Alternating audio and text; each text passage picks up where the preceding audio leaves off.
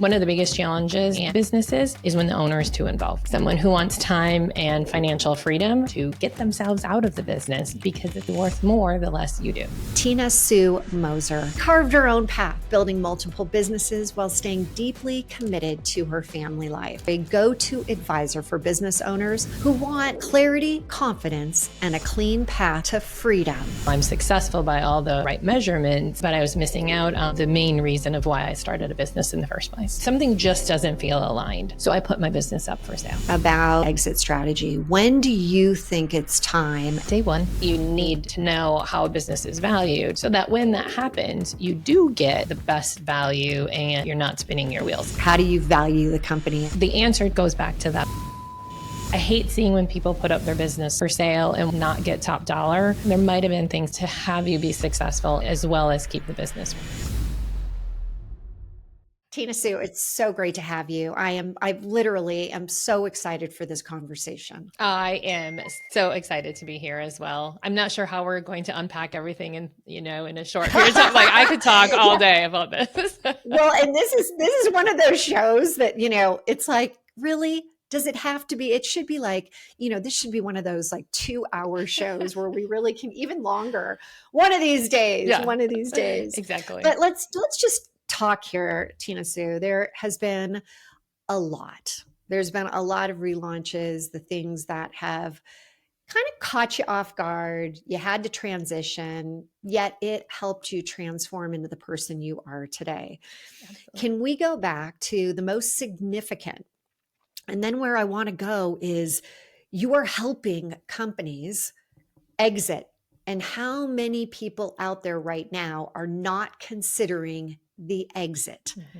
We build, and it's for what? And the statistics around who actually ends up selling their businesses, the numbers are so low. So all of a sudden we think it's our nest egg, but is it? And we're going to unpack that today. Mm-hmm. But first, we're going to talk about your significant relaunch that really changed everything for you. Yes. Well, there's been a few as relaunches seem to happen, right? It's so true. Yes. I think the biggest relaunch that happened was 25 years ago. And I was in a corporate job in finance and HR and absolutely loved it. Loved where my career was going. Life was good. A personal note, I was in fertility treatment for a year thinking like, am I ever going to be a mom? And finally that I was blessed to be pregnant, and due to a lot of things in my own childhood and just really being clear on the mom I wanted to be, corporate life didn't fit that. My parents missed a lot of things for us because they were not entrepreneurs, but very, very hard workers. Punching a clock. So couldn't be at a lot of those things that happen during the day, right?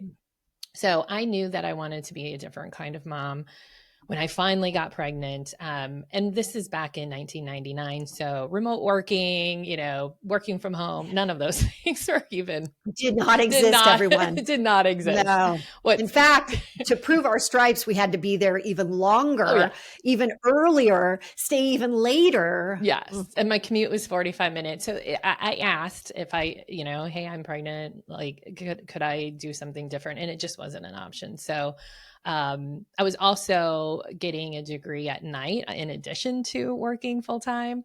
So one of my projects was it was business class, and it was to find a business and, do a business plan in front of the class. And I took it serious and I thought, okay, what if I found something that actually would be flexible enough and make the kind of money that I was making in the corporate world? And lo and behold, there was a brand new franchise in home healthcare. I went and did the discovery day. They had a handful of locations, so brand new. But that's I jumped from the plane and started to make my parachute on the way down. So did you? Okay, which is so fantastic because I feel like there's so many similarities here between what we did. But here you are. You're driving 45 minutes each way. Yes. I remember driving an hour and a half to 2 hours each way. Yes. Some days crossing over the San Mateo Bridge, and you're just missing out. And you decided to start taking a class, and how long into the class, or did you finish the class and then you're like, now I'm leaving? Because I know there are a lot of people out there that are starting to think like, is this now my time? Should I be doing this? But what if? I mean, what went through your head? Yeah. So leading up to that, I thought of a couple different things. I thought real estate, but one of the things I was really clear on what I help people do today is be really true to yourself. And before jumping out of that plane, at least running those ideas through a couple filters. And so while, real estate would have been, and that was huge back then, right? So that would have given me the flexibility, probably would have given me the income, but working weekends and some of those components to certain other careers, I looked at a couple different things. They just didn't align with this goal to be the mom that Were I you wanted. talking commercial real estate, residential real Like a real estate? estate broker. Yep. Yeah. So you're working weekends for sure. Yeah, I'm not sure it's any better than going the corporate route. Exactly. So that was poo-pooed. Yeah. Yeah. So this franchise opportunity came up, and I thought, well, I'm good at finance. I'm good at recruiting. So how hard can running a business be? Well, we could have a whole nother 10 podcasts on that, right? So that is what the first, big pivot in my life was, because everyone in my family, we lived in a very, very small town. So there Yeah. wasn't even entrepreneurs in our town. Like, I don't even think we had a dentist locally. It was a small farming community. So Yeah. I was like the first one just like figuring it out. And it was great for a while. Like, it was part-time. I remember pushing my daughter on the swing while getting the first, incoming phone call from the business. So satisfied a lot of things until the business grew and became successful. That's when you start missing Christmas mornings, and I was, and a lot of people I work with are stuck in well, I'm successful by all the right measurements, but I was missing out on the main reason of why I started a business in the first place. Well, and that's the thing. A lot of times we start a business for freedom. And Amen. then as the Yes. company grows, you're like, I have no freedom right now. This is not what I want. I have to remind myself often when I am going to take time off that that's exactly why I started the business. And Exactly. that's what pushes me over like, is this the right time to be going to Italy right now? Yes. Yes, it Yes, is. it But is. you mentioned Christmas Mhm, and that you missed a lot of Christmases. mhm. The company's growing. What was going through your head? And again, there's people listening right now. How do you put brakes on? How do you say this isn't what I signed up for? It's that realization, and I wish it was the very first indicator, the first time that it was cutting into my parenting life, or my lifestyle is what we, really refer to it as. And it looks different for everyone. Not everyone is built a business to be a mom. There's other reasons, but flexibility usually is one of the key ones. And secondly is finances. So I was making decent money, a little bit more than I was making in corporate world, but I was missing out on so many things. And it took several of these missing out for me. Like, it just, and for a lot of clients that I work with, something just doesn't feel aligned. Something is like, I'm successful. I'm looking at my metrics. I'm winning awards. I'm going to conferences that are paid for because I'm a top producer. So on the external, it looks so successful, and friends are like, oh, wow, I wish I had a job like yours where I could just travel all the time. But they don't see. People think it's really It's glamorous. so It's good. not. Instagram is not real. Okay. Um, It seems really fun and really exciting, but man, it's a grind and you get so tired and you're like, here I go again. yes. In another airport, in another city. I don't even remember where, I remember thinking at one point, I'm like, what city am I in? Yeah, where am I Like, waking up? where am I? Like, where am I? Which way do I turn to go to the restroom? Like from the bed. I'm like, where am I? Exactly. So that was one of those Christmas. It was a Christmas morning. It was a Saturday, beautiful. We live in Wisconsin, so snow's normal, but this was like hallmark snow, and the kids were 9 and 11. Um, and a staff member called in sick. So I can either ruin the morning for every other person on my staff, or I could just pick up and go. And it was easier and quicker to pick up and go. But that was the day that I thought, what am I doing? This isn't fun anymore. The money wasn't worth the time that I was committing. I was stressed out all the time. It was a 24-hour business. So I put my business up for sale. What'd your husband say that morning when you're like, I've got to go work? He was supportive. So yeah, not much. But Like was I there thought. like that? Because I remember a few times where it's like, I'm supportive, but like it's that It really, was the look in you the kids' sure? eyes that did it for me. They like, Yeah, it's how does tough. mom Are you leave? sure you want to do Yeah, this? Like, exactly. really? Yeah. And there was my grandma had something in her little bedroom area where she would sit and read, and it's just like all the things that you never want to regret in life. Mhm. And it was just like it made me, when I was doing the working all the time, I remember going in there one day, and I'd seen it my whole life, and then I actually sat there and read it. I'm like, the things you never want to regret when you're taking your last breath. And I'm like, Yikes. so Yes, true. I'm afraid to So read you that. decided to put, yeah, it's one of those like, Yeah. you just, it's one of those I'm done moments, I call them, Mm-hmm. like where you just know I'm done. Like, I can't do this anymore. I can't. So you decide to put your business up for sale. I did. I thought, I And can go what back into happened? corporate world and make decent money and not have the stress in the 24-hour. And Did you want to throw up in your mouth when you thought? I'll tell you when I wanted to throw up in my mouth. It was Okay. the 9 p.m. the night before the deal was supposed to be signed when the buyers backed out.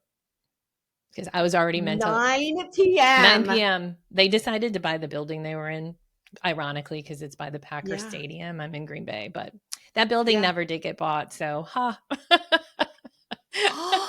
So they backed out. they Here backed you out are. for You're for thinking no like, reason that had nothing to yeah, do with my business. They just changed the yeah. plans and backed out at 9 p.m. the night before the deal was to be signed. And I was mentally checked out. I was like, woohoo, like I've got that written deal. I'm out. So that's when I wanted to. It's never done until it's It's never done. done till the money's in the bank. Yeah, till the money's in the bank. Not even just the fat lady sings. It's Yes. like, come Yeah. on. The ink dry and the Okay. money's in the bank. So the next day I made another huge decision, which was we're not doing this again. It's time to put your big girl panties on, Tina, and figure this out. And so what did that look like to you, figuring this out? Yes. So I got mentors and joined a performance group, and it was really the first time that I had accountability. So I shared my vision of like, I need to be more flexible. A lot of it came down to me not being so cheap and doing all the work myself because that goes to the bottom line and to my paycheck. Okay, hold on. That is like the golden nugget right there. Yes. You could not continue to be so cheap Yes. because you knew that your value Mm-hmm. was better served doing other things. Then yeah, you can do it, but should you be doing it? All day long. And I tell people this all the time, like 80% done and out the door is better than 100% of how I would do it. So it doesn't have to be the way Tina does it. It doesn't have to be the way, the entrepreneur would do it. Is if it's good and it's valuable and it's, doing what it's supposed to do, it's okay to be 80% of the way I would do it. And so that was Okay, but how did you make the decision on what you should be working on? I have a process that takes people through like, yes. hey, your value, your hourly, is that hourly? Like, are you kidding me right now? You're doing that? But how did you assess that to say, I shouldn't be doing that? Yes, the amount of value that it brings, so the hourly work is important.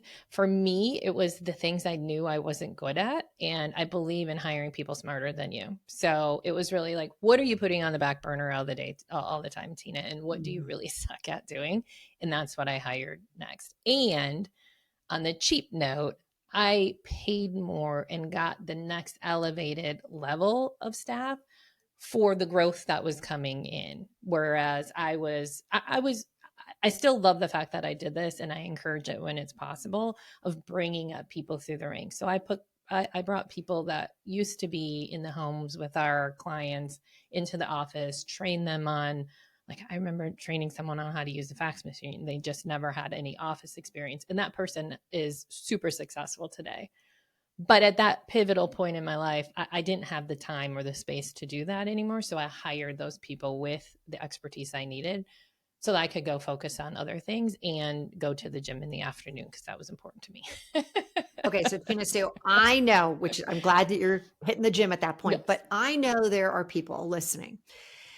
And there is that, there was a great book, Crossing the Chasm. There's that moment where you're you're a startup, you're trying to get to that place, but you're in startup mode. And so you can't be hiring the best of the best. Right. So you do have to be in your business, knowing what's going on with your Mm-hmm. business. But I always find there's the tipping point. I'm definitely like on a book thing right now. There was the tipping point that allows you to say, we need to now elevate the team. Mm-hmm. I need to be spending more. And I want to ask you about this. There are different philosophies out there. You need to make money before you spend money, or you need to spend money to make money. Which do you, because my mentor's listening right now. Uh-huh. Which one do you go by? If those who are watching this episode can see that both of our faces just Yeah. yeah, Yeah. there is a very memorable moment. I know exactly where I was standing. I know exactly what the gentleman looked like in this performance group that I was in, and I don't like debt, and I was complaining about like wanting to get to that next level, but I didn't want to spend more money, and I had some debt I was wanting to pay off, and he looked dead in my face, much taller than me, and said, "Tina, you have to spend money to make money." And I wanted to throat punch him at that time. It was Yes. I gotta tell you, this is the hardest thing it was so that hard. I did not believe to him. get people to realize. And I'm specifically the people who are listening, I'm coaching you. You have heard this out of my mouth. And there are a lot of people that go a little different route. There's Mm-hmm. some, and you gotta bite the bullet. And when Mm-hmm. it's time to elevate your team, which, I'd love to get your perspective on this. I know one of my clients a couple weeks ago said, at what point do you know that you should be elevating your team? And then you said there are some that are going to make it through the process and others that are going to be like, you know what? Thank you. Thank you for getting us to this point. Yes. But your sweet spot is right here and you need to go do this with other companies. How do you help clients know when it's time to make the shift, bite the bullet, put a little bit more money into the business? Honestly, I think most of my clients know because they're bringing me that challenge, right? So Bobby's not doing what they need to do and so on and so forth, but I just love them. They're so You're great. validating me right now. Yeah. Thank you. Literally, I feel like I'm sitting here and I'm like, okay, thank you. I am doing the right thing. Yes. The clients usually know, as did I. Like if someone would ask me at any part of this, the challenge of my first business and everything that I learned, in hindsight, if you would ask me if I knew, I knew. I just needed permission and validation that I was on the right path and that it was okay to let that person go that was with me from day one. And now it's day 3 or year 3. And I couldn't have got there without them. But that person is not necessarily who's going to get me to year 10 or even year 15 or 20. We go through, if people can't grow, just like friends and spouses, not everybody grows at the same speed as the business is, and it's okay. Let them Mm. do the thing, like you said, their sweet spot, because nothing's worse than bringing someone up through the ranks and then they're suffering because it's not their skill. It's a hard one though. It is. I mean, it is like you got to go deep and you have to be all in. And I said this at the beginning of the show. There's a point where we need to be thinking about the exit strategy. When do you think it's time? And how do you take clients through looking at the business from that perspective? Day one. Day one or today, if you haven't yet. um, The challenge we've seen with, and again, that exit that didn't happen for me was crucial in my ultimate exit, which was in 2015, because I learned so much through it. I learned what it looked like. And I had no intention on selling in 2015. Someone came knocking on my door. So it wasn't even that I was on the market. I hadn't positioned my business to sell, other than the foundational things that you need to know how a business is valued, so that when that happens, you do get the best value, and you're not spinning your wheels, and less likelihood that someone's going to back out at 9 p.m. the night before. So I've raised a lot of money for my own company and for others. And there's that point of valuation, Mm-hmm. right? How do you value the company? And as an entrepreneur, we always value the company a lot more than it really should be Always. valued for. Always. And just understand that that's just, like that's just the way we operate. But how do you, for those that are out there, how do you start to help people at the very beginning? Should they be thinking like, hey, I want to ultimately sell my business for 20 million or 50 or 100 million? Should they be thinking of a dollar, or should they be thinking of something a little differently? It it's actually part of my second relaunch in life, which is where I help women entrepreneurs really get aligned with their business.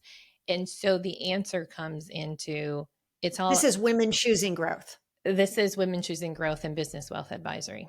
Yep. Yeah. Which is because there's so many women that I've helped over the years. So I've made it official to actually have a program just for women who are misaligned, just like I was on that Christmas morning and didn't know how to get back.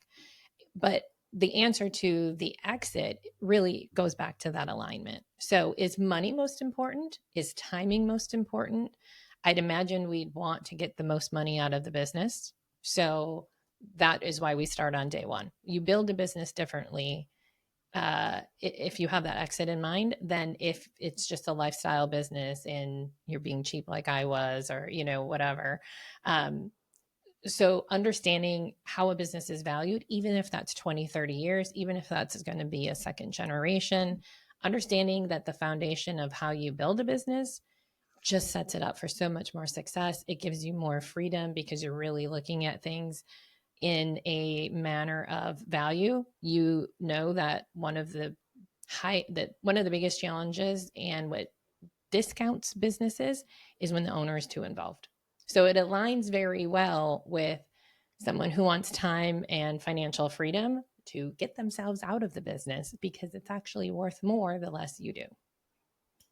So if you were to come into a business right now, Mm-hmm. what's the number one what is the number one activity that you say people should start with in order to begin the process? Yes. So there's really three phases that I go through. One is vision, and that is getting super clear. It's not just a, hey, fill out this form and let's, oh, I want more time and more money. It's really getting clear to the details of what kind of money do we need to make now and in the future personally. What does that look like? That is one of the challenges I've seen over the years. People have a business and then they have a financial guy over here that is like doing their retirement planning, but they don't talk. And so people end up reinvesting into Mm. the business and not putting things in their future lifestyle, or they're taking all the money out of the business and don't have anything to refuel that and get a better valuation. So it's really aligning what is super clear on their vision: time, money. What does lifestyle look like? Do you want to travel? Can you travel in your business? Like, if you're not remote, like, how can we make that happen? So really focusing on the vision.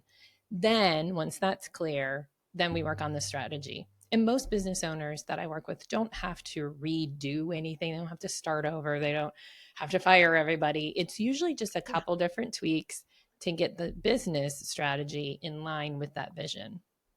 Once we have that aligned, Mm. then the final stage is protecting that, because our business is usually our biggest asset. So then we make sure that we have things like insurance and estate planning, and what happens if you got hit by a bus tomorrow. all of those things aligned, working with our financial advisor and any other professionals, tax consultants, to make sure that this business that we have rocking and rolling now is protected.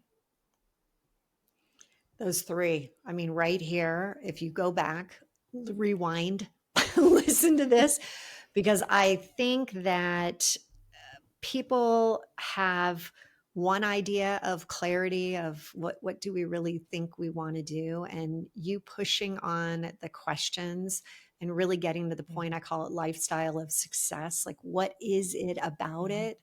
And for those that are like, it is money, like they want money because money will get this. I always Mm-hmm. like to, yeah, you have to have a little more than just the money angle. There's got to be like something when it gets really Mm-hmm. tough, the times the relaunches are hitting you, to make you want to come back and do it. How do you help people Mm-hmm. understand, like, when is it time? Like you said, 2015, you weren't even planning it. But there's also times on the flip side where it's like, it's not working. Like, Mm-hmm. it's not working. And I think that that's as big of a decision as some of these other decisions we make. Yes. I think the why it's not working is important, because I've seen, working with so many men and women owners, and it's similar to why I wanted to sell the first time, right? It wasn't working for me in that structure, but I Mhm. didn't see a way out. So Mm. before you put it up for sale, or before you put your brain, and an exit like I had the first time around, like, get super clear on what part is not working for you. Is it something that we can change? Right? It comes back to like getting that about the vision really clear, and then the strategy. But if you're just done with this industry that you're in, or something's changing in the industry, that's cool. Like, then we'll set the business up for success to be able to sell. Or maybe it's just, it's at the top of the market and it is time to sell. But whatever that reason is that an owner is feeling like getting out, I would say go back and just really be clear on why you want out, because it might be something we can change. I Mm. hate seeing when people put up their business for sale and walk away and not get top dollar, when really it's this time freedom, and or even the financial freedom. There might have been things that we could have done differently to have you be successful and get that, as well as keep the business rocking and rolling. Many client stories like that. What is the number one shift every entrepreneur must be doing to scale their business? Get out of the way. That's a really tough one. Can I have another? Sorry, that's what came to mind. Yeah. Give me another one on that list. No, it is really, really tough. And again, it goes back to an earlier conversation we had, that you have to have the right people, Yes, you do. right? You have to Mm-hmm. trust the people that are doing it. And you've also said in other conversations you and I've had, that it's setting your business up so it's running on processes, it's running Yes. on a lot of, everything's been identified for efficiency and being effective in what you're doing, which I'd love to get your take on. How do you help people really narrow down the roles and responsibilities of what you really need versus, okay, this is a nice to have? Yes, I actually work through that in our program, and have they're basic forms, but they can be used with anyone, of getting, again, it's just taking yourself out of the business as an outsider and looking in and really thinking through it. So what are the things that I'm doing as an owner that I don't love doing, I shouldn't be doing, it's not making any money? Like, there's all these questions to it. And that's probably the challenge, is not really getting clear on what it is. It's taking the time out of the business to go work on your business. But once you I'm a very visual person. So the clients that I work with, having those visuals where they can actually go through a process and say, oh, well, here's 3 things I could totally offload tomorrow. I can go hire a VA, or there's a system, there's an automation out there for $9.99 a month that, could do these things for us that someone manually is doing. So it's not just about them, but it's about their team too, making everyone as efficient as possible. So I literally work through it, because there's no, oh, you must have this software to do this, or everyone needs a VA. It's exclusive to their own companies, but I work through that with them to see where the opportunities lie. And do you think that's exactly why you've been able to keep teams smaller? Like you don't have to just, hire to hire. There are rules that, people follow. That is it better to hire somebody that is a specialist in that one area, but then you have a lot more people you're managing, or hire somebody that has, kind of that broader scope and that you can teach them how to do some things? What do you feel?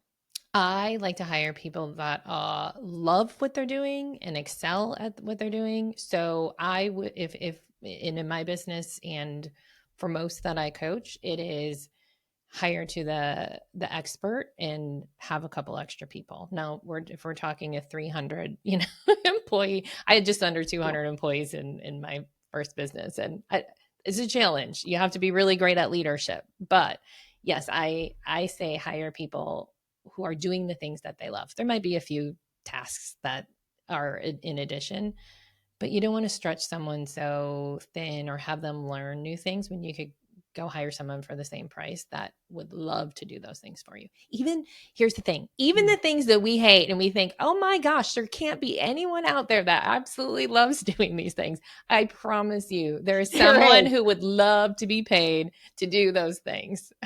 No doubt. So when you talk about leadership, what's your favorite? I'm putting you on the spot. What's your favorite leadership book? Oh gosh, there's so many. I have so many on my shelf. Depending on what challenge of leadership. There's so many. So what if you said, have you written a book? Not yet. I actually just talked to Ah, someone about doing ha, ha, ha, I that. had a Oh, darn feeling. it. Now it's out there in the world. Yeah, now it's out there. So now we're gonna hold you to it, Yes. because I think that the leadership book that I'd want to read is your leadership book. Like, Well, thank you. yes.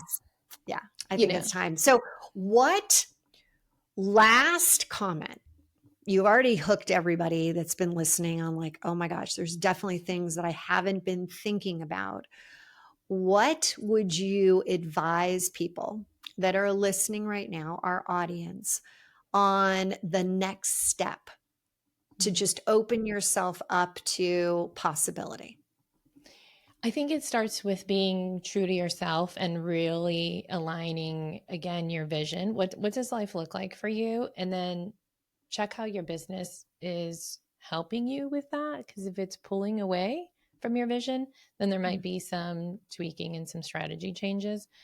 I think that's I think so many entrepreneurs jump to the, oh, I got to figure out my business, and skip, like, do this for yourself. Just really sit down and journal, or however it is, take some time, say, am I aligned with where I want my life to be from a time standpoint and from a money standpoint? And if not, then we need to make some changes. Life's too short not to be That aligned. isn't it. It That's is. the thing. Mm-hmm. If people know all about my 3HQ, head, heart, highest self, and the philosophy of getting out of your head Mm-hmm. and really tapping in the heart of, like, why are you even doing this? What is the exit plan? What are you really hoping to accomplish? How are you trying to impact or Mm-hmm. not impact? I Yeah. got people in, businesses that are like, I'm in it for the money right now. Well, that's great, but then what's the next thing? Because eventually that heart is going to start to be like, why am I doing this? Yes. So where can people Mm-hmm. find you? Where can they find more information about all the things that you're working on these days? Yes, tina-sue.com has a lot of information for the podcast, our programs, and then we are relaunching the coaching side to its own brand, businesswealthadvisory.com. That's still in. When is that going to happen? That will happen like September 1st. Amazing. So Yes. by the time that it might even be before, but we all have to be looking at this, making sure that we're following up on what you're doing, because Yes. you've had a great perspective, Thank you. like on everything around growth, business, family. I mean, you really talk about, and I could sit here and talk to you all day. There's like 100 more questions, so we'll have to have you on again. But I know that right now you have planned to come to our big event in September, 18, 19, 20, Relaunch to a Rich Life. Absolutely. And last but not least, a question I would have for you is, what are you relaunching as we're looking at today? What is it that's coming up for you? Yes, that's this unveiling of the coaching program, separate from my personal brand, separate from Cultivate. And part of that was really because of my own alignment. So I joke that if I died tomorrow, I need my obit to say that she changed a lot of lives. And so I'm at the age too where that's what my life is for. My kids are older now. My whole mission is to change as many lives as I can and help people get aligned with their business. So I'm stoked to relaunch again, and super, super focused. I spent a lot of time making sure that what my mission was super clear to me so that I don't derail either. Well, I'm just super excited to see you in person and give you a massive hug, because you inspire me. And I know that you're going to impact a tremendous amount of women in the room. So I'm so excited. So excited. So fun. It's the And day this after my was, birthday too. So I did not know that. And you have no idea how much I love birthdays. Oh, me too. That's my one day a year. That's mine. It's very true, isn't it? Yes. Well, okay. This was amazing. Thank you. Thank you for all of the golden nuggets right out of the gates. And I always like to say, you have to live now, love now, relaunch now. And when we go into that next version of ourselves, and when we look at things not working out the way we thought, you've shown us today, like, be patient. Be patient. Because it's going to get even better. Mm-hmm. You're on the right path. It just might be a little wiggly. We're going to leave it at that. Thank you again so much for being here. Thank you for Until having next me. time, everyone, keep relaunching and start thinking about the things that Tina, Sue, and I talked about today. This is what will impact, again, when you start to have those thoughts, tie them to the emotions that, what would it look like for you? Until next time, take care and continue to relaunch.